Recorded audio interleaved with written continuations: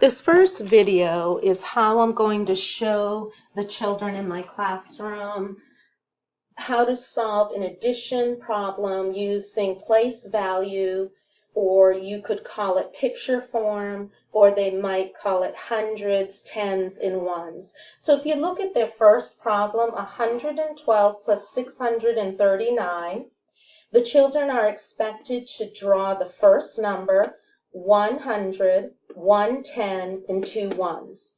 Then underneath, they will organize and draw the second number, 639. So they have 6 hundreds, 3 tens, and 9 ones.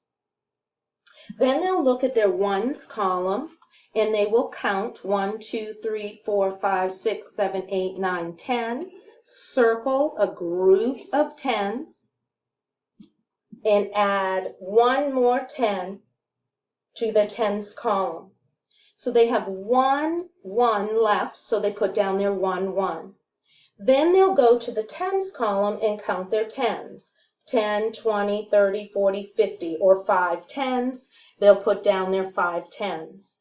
Then they go to the hundreds column, and you can see they have 1, 2, 3, 4, 5, 6, 7 hundreds, so they drew 7 hundreds. And I would expect them to write the 7 for the hundreds, 1, 2, 3, 4, 5 tens, and 1 1. So their answer would be 751. So here's another example. If you could show this, if you could do this example, that would be great. Notice how they circled the tens and created a new 100. And if the kids could just do this one on a piece of paper, that would be great. So that is 3-digit addition with place value drawings.